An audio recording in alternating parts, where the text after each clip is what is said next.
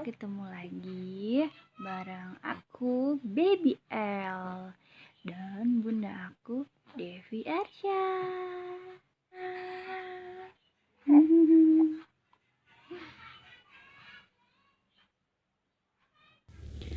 Assalamualaikum warahmatullahi wabarakatuh. Balik lagi di channel YouTube aku Devi Arsya.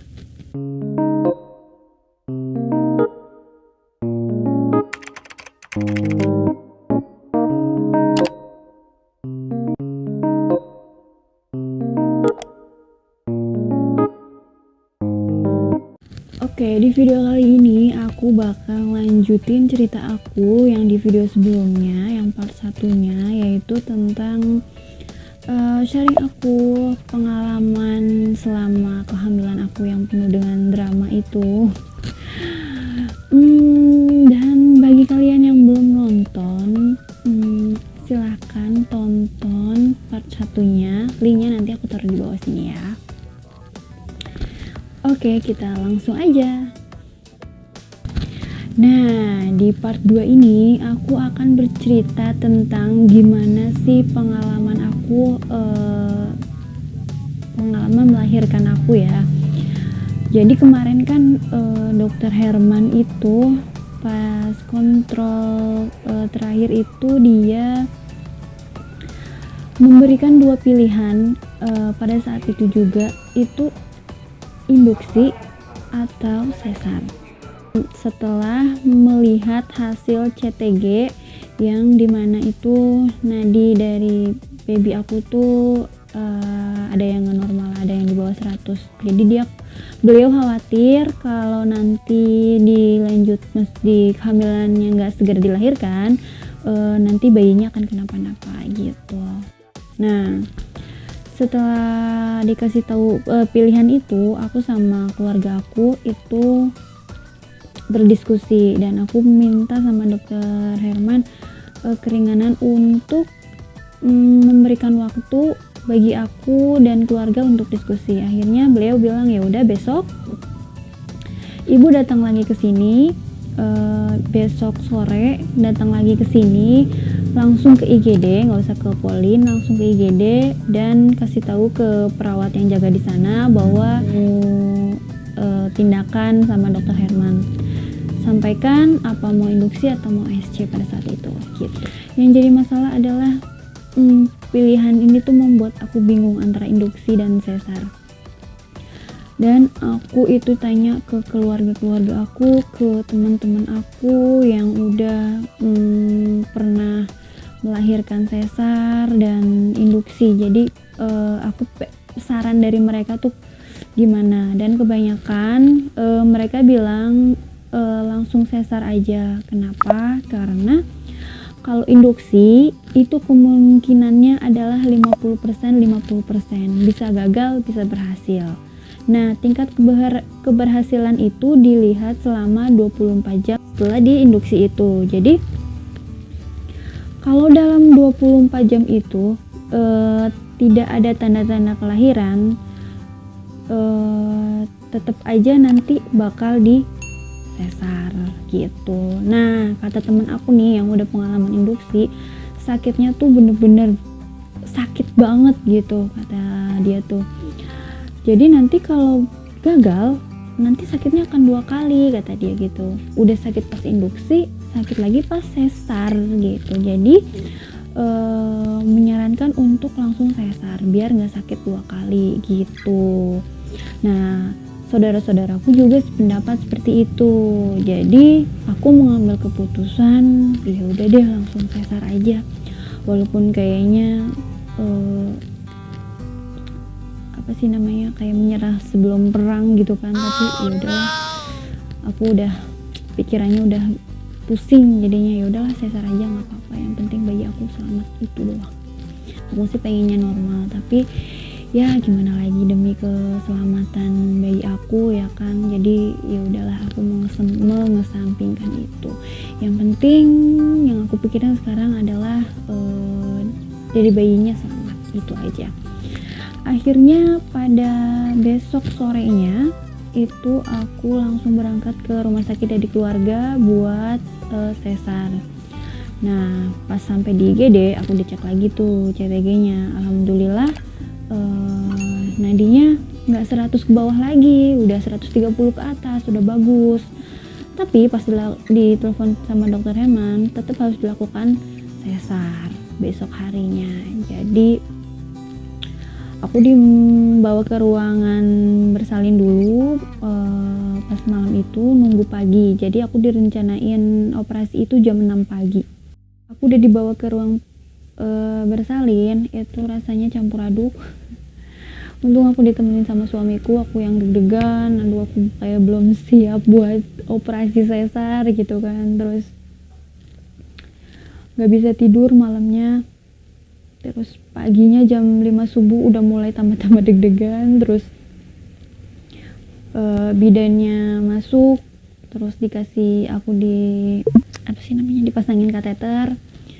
Dan ternyata pasang kateter itu gak nyaman sama sekali.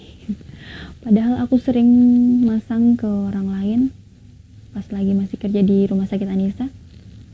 Tapi ternyata gak enak juga, gak nyaman. Jadi tuh rasanya kayak pengen pipis tapi gak bisa pipis gitu. Jadi kayak gitu rasanya gak enak. Terus aku diganti baju operasi, terus aku dibawa ke ruang operasi, udah makin deg-deg itu rasanya. Terus aku nunggu di depan ruang operasi, nunggu dokternya datang, dokter anestesinya sama dokter Hermannya datang. Terus ada perawatnya yang jemput aku buat bawa ke ruang operasi. Pas udah masuk ruang operasi udah tambah deg-deg tuh. Udah sama ruangannya dingin ya kan, aku cuman dikasih benar-benar cuma pakai baju operasi doang, itu dingin banget. Terus aku di di spinal, di bius spinal. Itu rasanya lumayan sakit sih.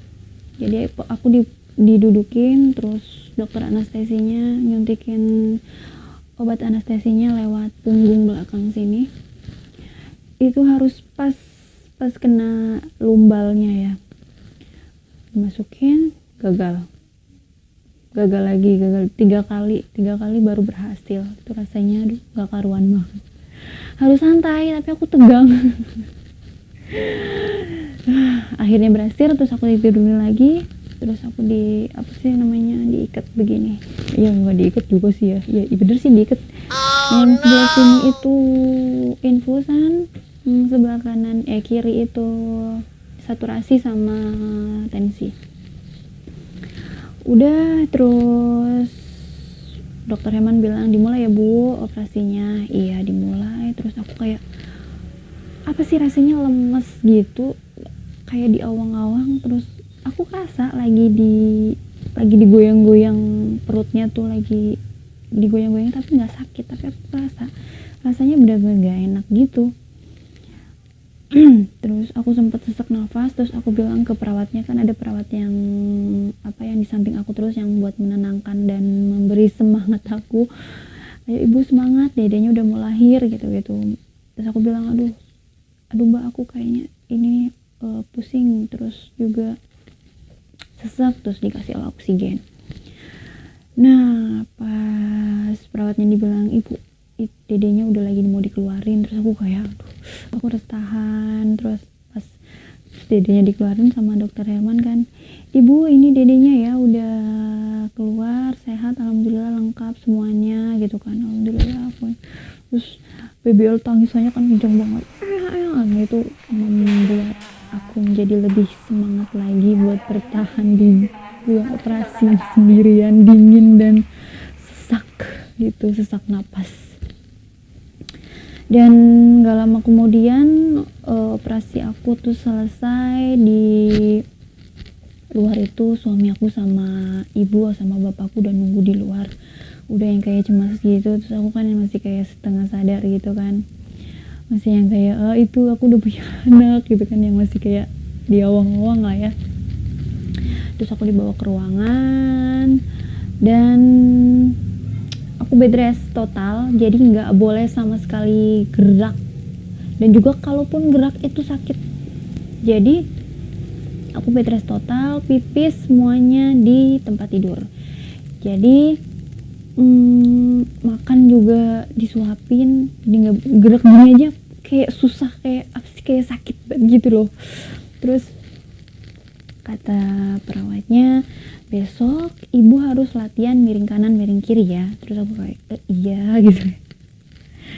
Nah besokannya itu ASI aku belum keluar pada saat setelah melahirkan itu. Terus aku yang kayak santai gitu, tapi ibuku sama suamiku itu yang kayak panik gitu. Ini gimana nih dedenya nih, rewel. Udah bismillah aja, semoga besok udah keluar gitu kan. Masih udah keluar cuman masih sedikit, jadi tuh BBL tuh nggak kenyang, makanya jadinya tuh nangis terus. Terus besokannya alhamdulillah udah keluar ASI aku kan. Nah alhamdulillah hari kedua kan ASI aku udah keluar, jadi aku juga udah lega. Permasalahannya adalah biusnya itu pas kemarin udah mulai hilang, itu bener-bener sakit banget. Jadi kayak gerak dikit aja udah aduh gitu, kayak sakit, pokoknya sakit lah. Tapi bagi kalian yang mau sesar, semangat, karena sesar itu juga apa sih, sakit. Maksudnya kan banyak nih yang bilang kalau misal ibu-ibu yang lahiran sesar itu tidak merasakan jadi ibu yang sempurna gitu. Terus ada yang bilang apa sih sesar kan nggak sakit gitu. Terus yang ibu-ibu normal nih merasa sempurna gitu. Ada beberapa, nggak semua ya. Aku saranin, wahai ibu-ibu yang merasa bahwa normal sama sesar itu beda, normal itu sakit banget, terus sesar itu enggak sakit. Aku yang udah merasakan sendiri, kalau normal sama sesar itu sama aja sakitnya. Bedanya adalah waktunya. Jadi kalau normal itu sakitnya pada saat mengeluarkan babynya, tapi kalau sesar itu sakitnya ngeluarnya nggak sakit, bentar, cuman di ibaratnya ya, cuman dibelawat, keluarin, udah selesai. Tapi nggak capek sampai di situ, penyembuhannya itu yang sakit. Setelah obat bius habis, itu sakitnya ya sakit banget, ya sakit lah ya. Jadi tapi untungnya sih keluarga aku nggak ada yang nyinyir begitu sih. Jadi aku yang kayak alhamdulillah nggak jadi beban pikiran gitu kan. Itu gitu. Terus apa lagi ya? Nah di hari kedua itu aku mulai belajar miring kanan miring kiri. Jadi aku dibantuin sama suami aku, jadi yang nggak bisa langsung serak gitu loh, jadi harus pelan-pelan, yang pelan. BBL bangun. Oke, kita lanjutin lagi ya. BBL-nya udah tidur. Tadi nyampe mana ya? Oh, nyampe di hari kedua ya. Aku udah belajar buat miring kanan miring kiri. Itu tuh nggak bisa langsung grek gitu, jadi lah harus pelan-pelan. Belakangnya tuh dikasih bantal pelan-pelan gitu sama suamiku. Alhamdulillah suamiku yang sabar banget ngadepin aku, yang nggak tahu kenapa hawanya tuh, mungkin karena sakit juga tuh sepikiran kali ya, jadi tuh hawanya pengen marah terus sama suamiku. Tapi alhamdulillah suamiku sabar. Dan alhamdulillah di hari kedua aku bisa miring kanan miring kiri, walaupun masih yang kayak dikit-dikit masih ditaruhin belakangnya, taruhin bantal gitu. Nah di hari ketiga PR-nya adalah aku harus bisa duduk dan berjalan ke kamar mandi sendiri. Itu adalah tantangan terberat. Karena miring kanan miring kiri aja itu udah sakit banget, dan aku harus duduk dan berjalan ke kamar mandi. Itu bener-bener PR yang bener-bener berat banget. Tapi aku dibantuin sama bidannya itu buat duduk, jadi harus dipaksain. Aku kan tadinya nggak berani ya, masih yang kayak tempat tidurnya tuh masih diatasin gitu kan, jadinya aku senderan gini, masih yang kayak gitu yang belum gerak duduk, bener-bener duduk sendiri. Nah pas siangnya itu bidannya kan ke situ ngecek, nanya kan, ibu udah bisa duduk? Terus aku kayak udah sih, tapi masih yang kayak dibantu sama tempat tidur, masih diginiin doang, belum yang gerak sendiri. Terus ayo harus dipaksakan, soalnya nanti kalau nggak dipaksakan nanti nggak bisa gitu. Terus aku dalam hati, ya juga sih kataku, aku biasa nyuruh orang tapi sendirinya malah begini. Pokoknya posisinya tuh kalau kita jadi pasien itu ya beda sih, kalau kita yang ngerawat sama kita yang jadi pasien. Dan akhirnya aku dibantu sama bidan, ada 2 bidannya, kiri kanan, bantu duduk. Itu sakitnya kayak sakit cereng gitu rasanya, yang kayak apa sih, kayak kita disayat terus sayatannya tuh kena gerak gitu, yang kayak perih cering gitulah rasanya, nggak bisa diungkapkan. Gerak udah duduk, terus kayak yang kalau udah duduk udah nggak sakit sih, misalnya sakitnya mending gitu. Terus abis dilatih itu sejam kemudian aku nyoba nih sendiri, ya dibantu suamiku, maksudnya nggak sama bidan kan. Gerak terus, iya ya, kalau dipaksain emang kalau dipaksain itu nanti kita lama-lama terbiasa. Akhirnya abis aku bisa duduk, aku belajar buat jalan ke kamar mandi. Nah aku dipapa sama suamiku kan, dipapa ke kamar mandi, itu masih yang kayak dengklik gitu. Apa sih dengklik yang masih yang kayak pelan banget gitu. Terus ya perlahan-lahan alhamdulillah bisa sih, itu sore-sorenya. Dan dokter Herman itu visitnya itu malam, jadi kan aku dijanjiin pulang kalau misal besok pas 3 hari itu aku udah bisa jalan sendiri, enggak jalan sendiri sih, udah bisa jalan ke kamar mandi, aku boleh pulang. Terus aku dokter, aku udah bisa jalan ke kamar mandi. Terus dibukakan luka jahitannya, oh ya ini jahitannya juga bagus kata dokter Herman kan. Tapi aku tuh pas hari kedua ya apa ketiga gitu lupa, itu aku jadi tuh yang sakit bukan lukanya tapi samping-sampingnya. Jadi ternyata aku tuh alergi sama Hipavik itu kayak blaster tapi dia bentukannya putih, itu Hipavik yang biasa buat untuk operasi. Jadi kan pas 3 hari itu belum belum ditutup pakai yang anti air, jadi masih yang Hipavik gitu. Nah itu tuh aku gatel sampai kadang aku nggak sadar garuk-garukin, itu ternyata pas aku lihat sampai dia itu lecet. Nah itu yang bikin sakit. Nah pas dokter Herman lihat ada apa sih namanya, pelenting-pelentingnya gitu loh, sampai pelenting gitu. Pelenting apa sih ya bahasa Indonesianya ya?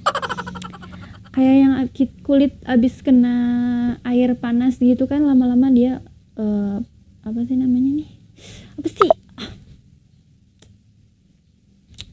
bula-bula gitulah, yang kayak bula-bula gitulah. Terus ini berarti ibu alergi sama Hipavik kata dokter Herman gitu kan. Emang Hipavik yang kan di tangan juga pasang Hipavik yang buat infus, itu beda katanya sama yang buat nutup jahitannya. Nah ternyata ibu itu alergi, terus jadinya tuh dicopot. Terus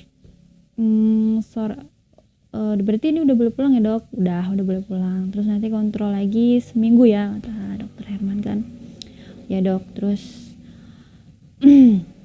dokter anaknya juga udah meriksa dedek BBL kan. Terus kata dokter Yuda namanya, dokter anak BBL itu, kata dokter Yuda boleh pulang juga, cuman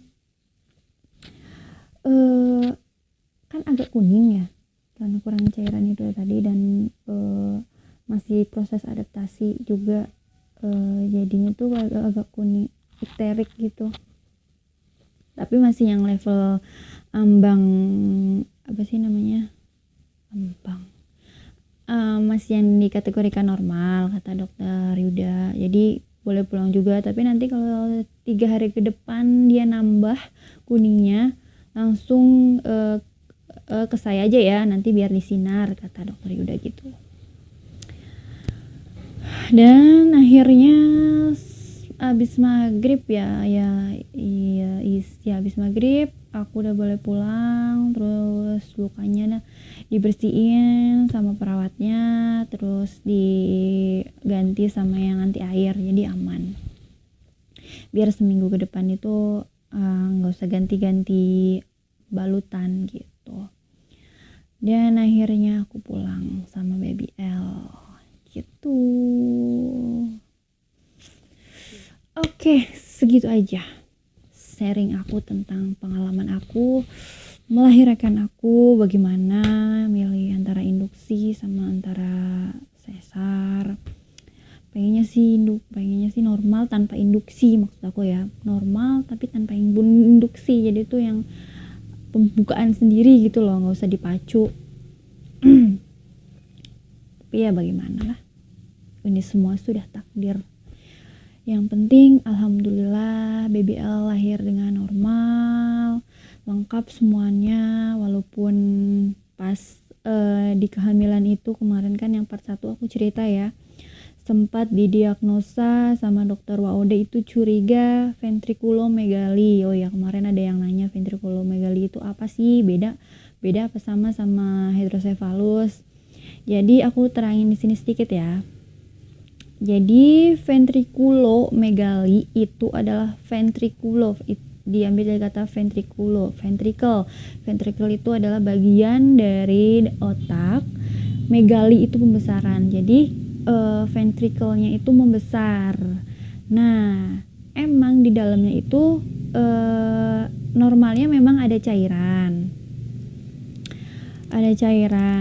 Cuman kemarin itu baby L itu cairannya dikategorikan banyak, lebih dari 1 cc. Nah, itu dikatakan gak normal kalau segitu. Itu bisa menyebabkan yang namanya hidrosefalus, yaitu ada kelebihan cairan di dalam otak yang nanti karena otak bayi itu kan masih lunak, jadi dia makin membesar mengikuti dari banyaknya cairan itu.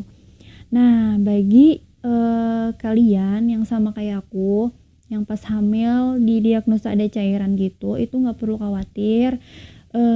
Kemarin aku pengalaman berdoa aja, terus semoga seiring bertambahnya kehamilan itu cairan otak atau ICLS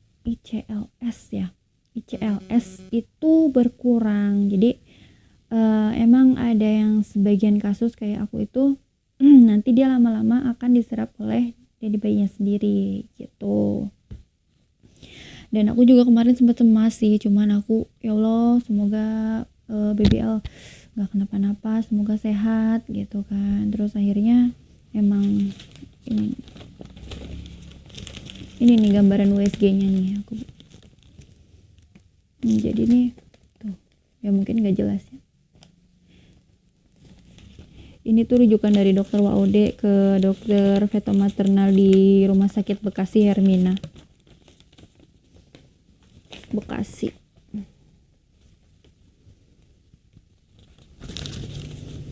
Oke, segitu aja sharing aku kali ini.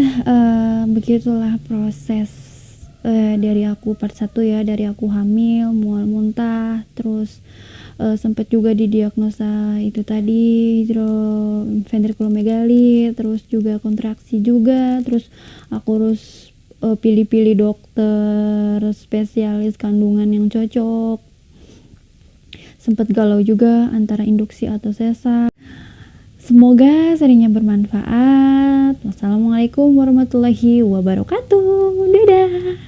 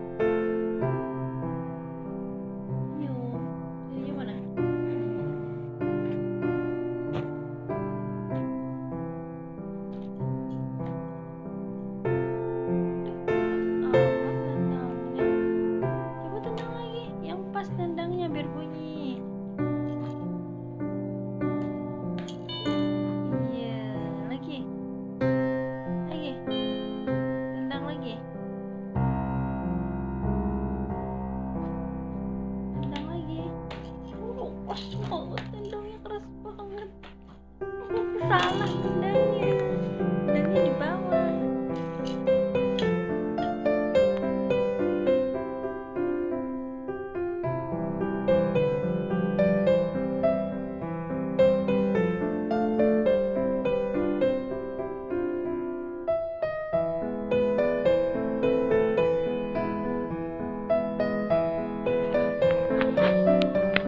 Halo Dede. Dede lagi. Dede lagi. Ayo. Tanda. Stroller.